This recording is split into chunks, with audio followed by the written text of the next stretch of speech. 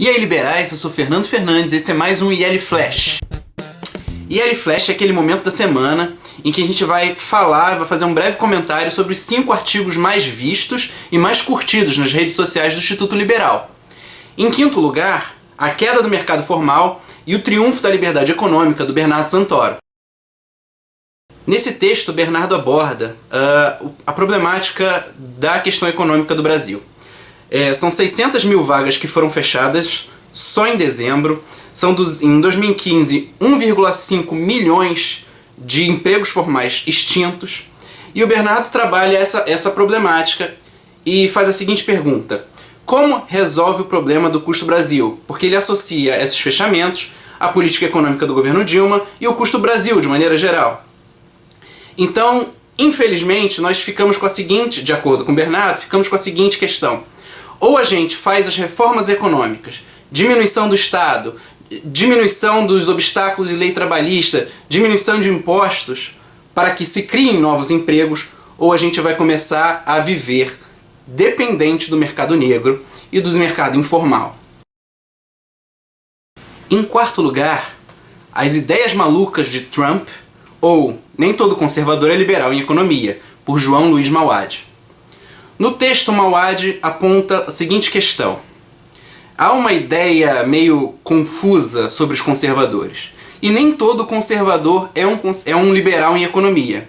Ronald Reagan, por exemplo, foi um conservador e liberal em economia. Donald Trump, segundo Mauad, não é, e ele explica por quê. Trump não é um liberal em economia porque defende altos impostos e importados, defende, por exemplo, a ideia de que as empresas americanas que operam no mercado internacional devam retornar, nem que seja força, para o mercado americano, ou para a indústria americana.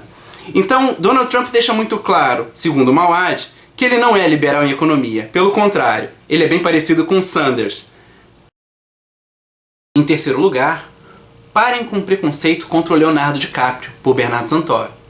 A bola da vez é a cerimônia do Oscar, e a esquerda e alguns atores negros têm anunciado um boicote à premiação.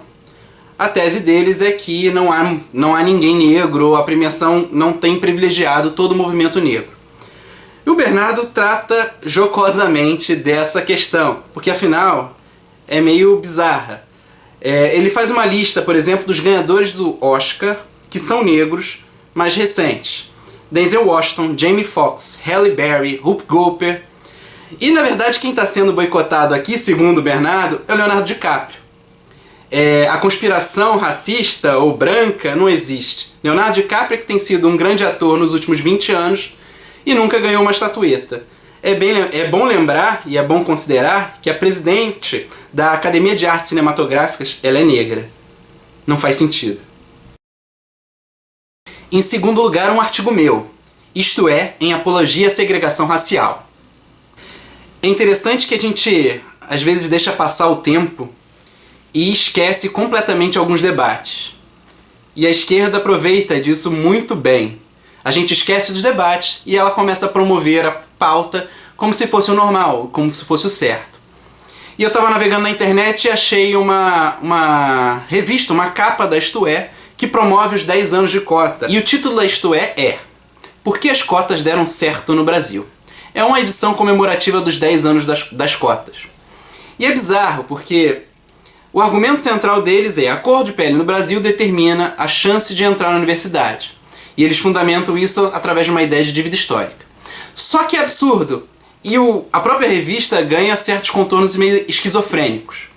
Por um lado, a revista afirma o mundo cor-de-rosa das cotas. Por outro lado, os entrevistados pela revista dizem o quanto que o desempenho deles foi importante e o quanto eles estudaram, se esforçaram e atingiram, por fim, notas maiores ou iguais às notas dos não cotistas. Isso é esquisito demais. Mais bizarro ainda, segundo a revista, as salas de aula da Universidade Brasileira lembravam as da Suécia. Isso é um absurdo. De acordo com o censo, o Brasil é predominantemente pardo. E se é predominantemente pardo, ou seja, a nossa melhor característica ou maior característica é a nossa miscigenação, não é a cor de pele que determina quem entra ou sai da universidade. É, na verdade, os resultados. O Brasil é um país único, com miscigenados, um país de indivíduos, na verdade, por conta dessa miscigenação. Cada um é particular, e isso é sensacional. E, em primeiro lugar, a verdadeira desigualdade social, do Flávio Morgenstern. O Flávio começa o texto falando a respeito da Oxfam, que é uma ONG britânica que fez aí um estudo e faz um lobby mundial sobre a desigualdade. O estudo deles é o seguinte, e tem sido divulgado de maneira exaustiva no mundo todo. Riqueza dos 62 maiores bilionários se iguala à metade da população mundial. E é toda uma análise seguindo aquela tendência dos Social Justice Warriors, que aponta com Krugman e com Piketty de que a gente tem que meter a mão na propriedade privada dos bilionários e redistribuir por toda a sociedade. Isso é um absurdo. E se a gente for observar os dados da Oxfam, e aí é o ponto crucial da interpretação deles, só leva em consideração os cálculos do Banco de Crédito Suíço. Ou seja, para um banco, pobre, na verdade, é aquele que está endividado. Não é aquele que não tem dinheiro.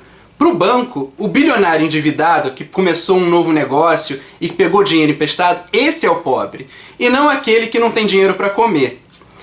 Aí o Flávio faz uma pergunta muito interessante. Vamos olhar mais friamente onde estão os mais pobres? E de fato, os mais pobres estão nas economias socialistas. Economias que seguem exatamente o padrão de Krugman e Piketty, que metem a mão na propriedade privada e não garantem a liberdade econômica. E esse foi o IL Flash dessa semana, os 5 artigos mais lidos e mais comentados.